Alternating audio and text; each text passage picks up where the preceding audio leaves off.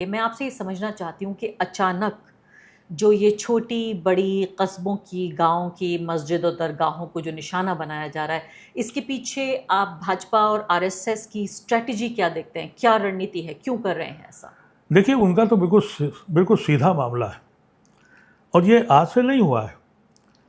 पहले उन्होंने बुलडोज़र चलाने शुरू किए। सुप्रीम कोर्ट का डायरेक्टिव के बाद विश्व चल रहे हैं। सुप्रीम कोर्ट ने इसका संज्ञान नहीं लिया। सुप्रीम कोर्ट ने इसकी कोशिश नहीं की कि कंटेम्प्ट ऑफ कोर्ट हो, तो ये चला। अब उन्होंने पहले टेस्ट किया कि इनमें जान कितनी है, ये कब तक सह पाएंगे। अब नतीजा ये हुआ कि पहले जो बाबरी मस्जिद का मसला जिसका आपने जिक्र किया, जस्टिस चंद्रचूड़ ने जो फैसला दिया, हिंदुस्तान की बर्बादी की पहली कील उस शख्स ने छोड़ी। यानी जो जो कानून था जो बनाया गया था 91 में कि हम वो रिलीजियस प्लेसेस वैसे ही रहेंगी जो आज़ादी के वक्त रहीं। प्लेसेस ऑफ वर्शिप एक्ट उन्होंने जो जिस अंदाज से कहा कि सर्वे कर लो, रास्ता खोला। हिंदुस्तान की जब भी बर्बादी की तारीख लिखी जाएगी, चंद्रचूड़ सर उस पर सबसे ऊपर होगा। उसने जिस तरह का जजमेंट दिया है, इनको मौका मिल गया। पहले यूपी में शुरू हुआ, फिर मध्य प्रदेश में हुआ, अब खुलेआम राजस्थान में हो गया। 370 मस्जिदों को नोटिस चले गए।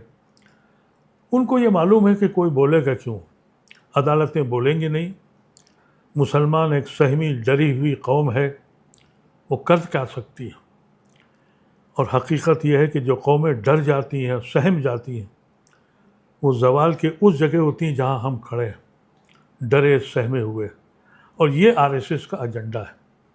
आरएसएस ने ये सिर्फ हमारे साथ नहीं किया है, ये बहुत हज़ारों साल से इनकी तारीख रही है। इन्होंने दलितों के साथ यही किया। घोड़ी पे नहीं बैठोगे, मूछ नहीं रखोगे, हम जो कहेंगे वो करना पड़ेगा, और वही लाके हमको लाना चाहते हैं। ये अफसोस और दर अफसोस कि जो लोग अभी भी बहुत, उनको भी दर्द है बहुत। एक जो बड़ा तबका हिंदुओं का है वो सेकुलर है, लेकिन चुप क्यों है। तो ये बताइए कि बाबरी मस्जिद के मामले में जो ये फैसला दिया गया, उसमें कहा गया था कि ये एक्सेप्शन है, कि प्लेसेस ऑफ वर्शिप जी एक्ट को हम एक्सेप्शन दे रहे हैं सिर्फ इस मामले में जी क्योंकि ये हिंदुओं की आस्था का मामला है। बराबर। और ये टाइटल सूट जो है उस पर तय हुआ था, उसमें ये तय नहीं हुआ था कि यहाँ पर लॉर्ड राम पैदा हुए जी थे। सिर्फ टाइटल सूट यानी जमीन किसकी है, सिर्फ इस पर तय हुआ मुकदमा। तो अब उस बात को, यानी प्लेसेस ऑफ वर्शिप एक्ट जो है वो भी अपने आप में मुझे लगता है कि वो बेकार हो गया। नहीं, अब उसकी कोई हैसियत नहीं रह गई, वो तो ख़त्म हो चुका है। अब सवाल ये कि जिस नीयत से ये बनाया गया, हिंदुस्तान में हज़ारों सैकड़ों मंदिर हैं, हज़ारों लाखों मंदिर, सिर्फ एक मंदिर है जो आरएसएस ने चलाया, वो अयोध्या का मंदिर। उसकी लूट आप देख रही हैं। वो इबादत के लिए नहीं बना है। और मंदिर हैं, कहीं सुना आपने? ये आरएसएस के हाथ का पहला मंदिर। इससे आप इनकी नीयत का अंदाज़ा कर लें। इनको न राम से ताल्लुक़ था, इनको बिजनेस करनी थी। रोज़ नए नए इंकिशाफात हो रहे हैं। प्राइम मिनिस्टर भी चुप हैं, दूसरे लोग भी चुप हैं, हम क्या बोलेंगे।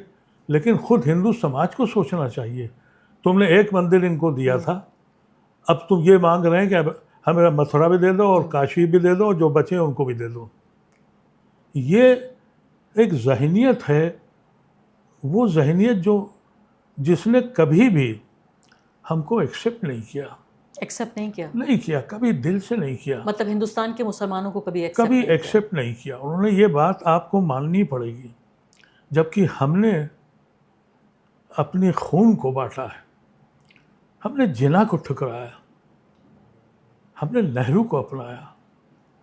क्या गुनाह किया था, क्या गलती की थी कि हम मुस्लिम मुल्क में नहीं रहेंगे, हम सेकुलर मुल्क में रहेंगे जहां हमारे साथ हज़ारों सैकड़ों साल की हमारी तहजीब, गंगा जमनी तहजीब है। लेकिन ये तबका वो तबका था जिसने कभी हमको एक्सेप्ट नहीं किया। लेकिन अफसोस ये है कि इसकी तादाद बढ़ती जा रही है। अब मुझे ये बताइए कि अक्सर ये कहा जाता है कि भाई ये जो बीजेपी और आरएसएस हैं, ये इलेक्शन जीतने के लिए हथकंडे अपनाते हैं, कम्युनल पॉलिटिक्स करते हैं, लेकिन अब तो हर जगह ये इलेक्शन जीत रहे हैं, तो फिर इनको मस्जिदें और दरगाहें गिराने की क्या ज़रूरत है? देखिए, इलेक्शन इनका आपने सही कहा, अब इलेक्शन से कोई इनकलाब आने वाला नहीं है ना, बदले नहीं, वाला। तो मैं ये कह रही हूँ इलेक्शन से इसको कनेक्ट किया जाता था कि कम्युनल पॉलिटिक्स इसलिए हो रही है चूंकि इलेक्शन जीतना है, लेकिन इलेक्शन तो ऐसे ही जीत रही है ये पॉलिटिकल पार्टी, तो फिर मस्जिदें और दरगाहें क्यों गिराई जा रही हैं? इसकी वजह यह है कि जैसे मैंने आपसे कहा, दलितों का रिजर्वेशन हो गया, बैकवर्ड कम्युनिटी पढ़ने लगी, इनको चाहिए गुलाम, तो गुलाम तैयार करने हैं और गुलाम तैयार हो रहे हैं। हमारी कम्युनिटी में ऐसे लोग हैं जो गुलामी की तरफ भाग रहे हैं। आप सोचिए, अलीगढ़ यूनिवर्सिटी में, जहाँ से हमेशा हम लोग कहा करते थे, एक तराना गाते थे, जो अब यहाँ से उठा है सारे जहाँ पे बरसेगा, वहाँ बरस क्या रहा है? अगर योगी का हेलीकॉप्टर वहाँ गिर रहा है, उतर रहा है, तो मस्जिद में ये ऐलान कर दिया जाता है कि लाउड स्पीकर पर अज़ान मत देना, वहाँ अज़ान नहीं दी गई है। ये हालत अलीगढ़ यूनिवर्सिटी की कर दी, ग़ुलाम पैदा कर दिए।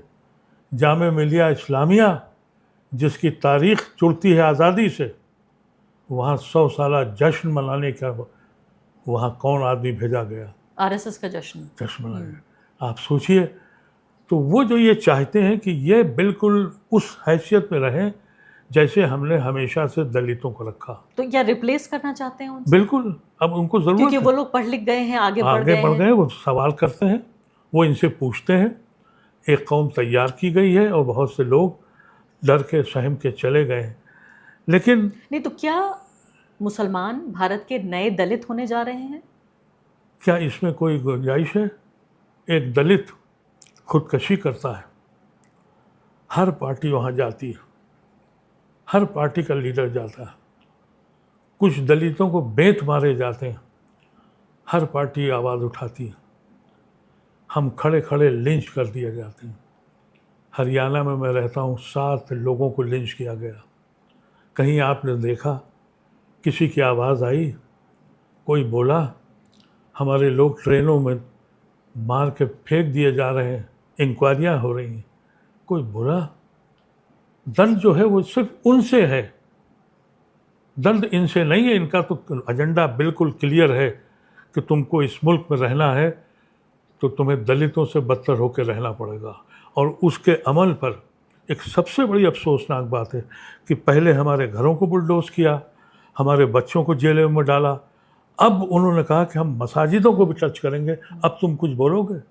मुसलमान के पास ऑप्शन क्या है? आप मुझे बताइए। एक ही ऑप्शन था, वो शाहीन बाग में ख़वातीन ने किया। मैंने ये कहा कि ये गांधीनियन मूवमेंट है, 5 साल हो गए लोग जेलों में बंद हैं। हमारे पास वो ऑप्शन भी नहीं रहा इस मुल्क में। उमर खालिद, हम इस खालिद में भी नहीं हैं कि हम खामोशी से गांधीनियन एक मूवमेंट चला सकें। हमने हर पार्टी के साथ जा के हाथ पैर भी जोड़े। कोई पार्टी ऐसी है जिसमें हम चौथे, 5वें, 6ठे नंबर पर भी?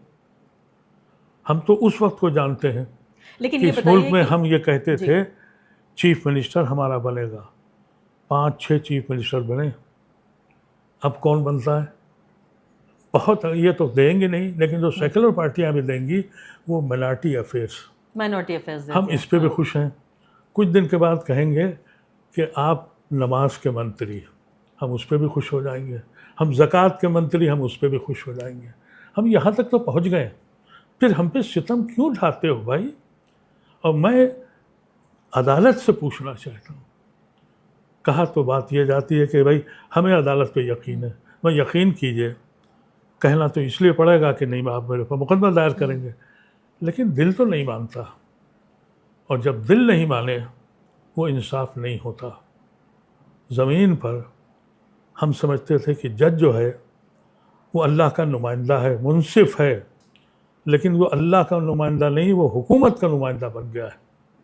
जिस तरह के वो फैसले कर रहा है, और अभी नटराजन वाले केस में जो सुप्रीम कोर्ट ने सिग्नल दे दिया है राज्यसभा के कि अब यहाँ इलेक्शन नहीं होगा। आपने एक बहुत दिलचस्प बात कही कि आरएसएस ने एक इन्फीरियर हिंदुओं की एक पूरी जमात खड़ी कर दी है, एक तादाद खड़ी कर दी है, जो ये कहते हैं कि भाई 14% लोगों से डर लगता है 80% लोगों को। आपके दौर में जब आप बड़े हो रहे थे, आप जवान थे, जब आप पॉलिटिक्स कर रहे थे, जब आप राज्यसभा के एमपी थे, उस पूरे दौरान इन पूरे 50-60 सालों में किस तरह के हिंदू दोस्तों, किस तरह के हिंदू समाज से आपका वास्ता पड़ा जो अब नहीं है? मैं आपसे क्या अर्ज करूं, मैं पूरी दुनिया में रहा हूं, मैंने पासपोर्ट वापस किए, मैंने कहा कि मैं हिंदुस्तान में रहूंगा। अब उस आदमी से पूछिए उसके दर्द क्या है, जिसने कभी मुस्लिम मुल्क में रहना पसंद नहीं किया, वो आज हिंदू स्टेट में मरने जा रहा है, उसकी तकलीफ क्या होगी, इसको तो सोचिए कभी। और आपको बताऊं, 1968 में एक कॉन्फ्रेंस थी ऑस्ट्रेलिया में, वर्ल्ड असेंबली ऑफ यूथ की। 10 मुस्लिम लीडर्स यूनिवर्सिटीज़ के जाने थे। मैं कोशा था कि मेरा 10वां नाम आ जाए, मुझे लीडर बनाया गया। I was the leader of the Indian delegation attended the world conference.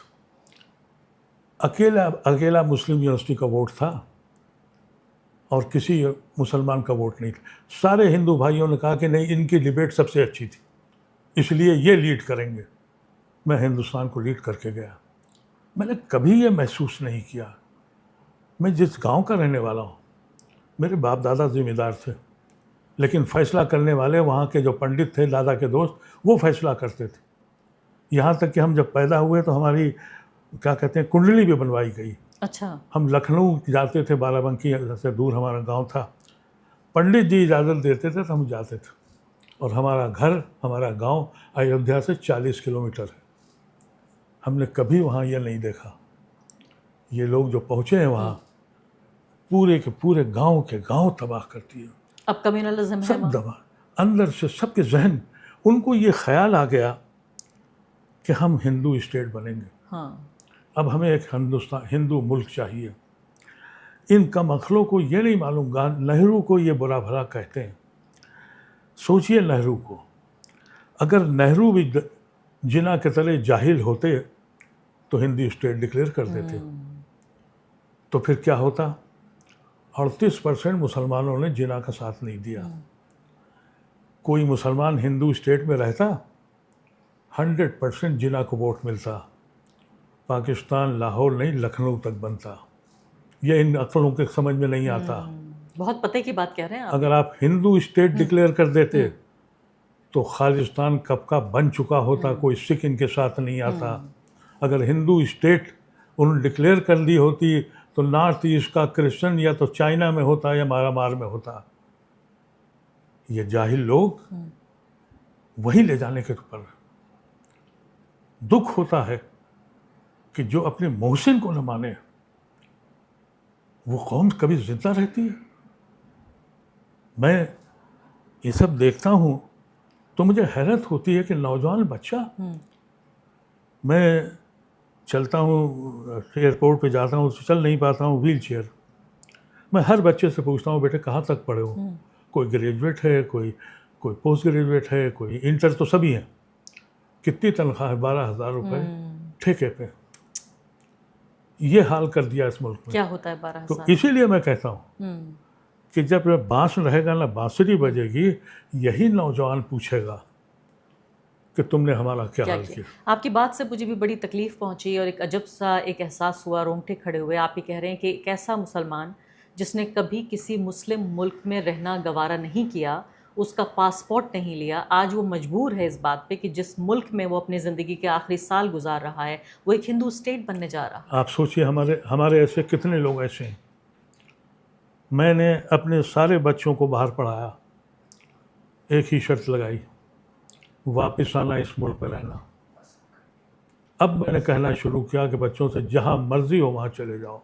मैंने ख़ानदान के बहुत बच्चों को कह दिया आप बाहर मुल्कों में। और मैंने ये बात दिग्विजय सिंह से एक दिन कही। दिग्विजय सिंह का दिल हिल गया। उन्होंने मुझसे कहा कि अदीब भाई, सच है, अब यहाँ मुसलमानों का क्या होगा हमें नहीं मालूम। ये दिग्विजय सिंह कह रहे हैं, जो हिंदू हैं, जो ठाकुर हैं। तो जो सेकुलर हिंदू, उसका दिल भी दर्द कर रहा है। वो भी ये देख रहा है, उसने देखा है पाकिस्तान में क्या हुआ है और पाकिस्तान में क्या हो रहा है। ये ऐसा मुल्क बनाया इन लोगों ने।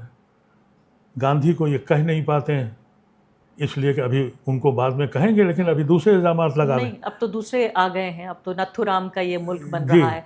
मैं आपसे ये जानना चाहती हूँ कि जो ये पूरा आर्ग्यूमेंट है, ये व्हाट्सएप की जो पूरी इंडस्ट्री है, इसमें हर चीज़ को बहुत सिंप्लीफाई करके बताया जाता है। जैसे किसी से पूछिए अगर कि 1947 में मज़हब के नाम पर जब ये मुल्क बांटा गया, तो जब आप लोगों ने अपना मुल्क ले लिया मुसलमानों ने, तो फिर आप यहाँ क्या कर रहे हैं? आपसे कोई ये सवाल पूछे तो आप क्या जवाब देंगे?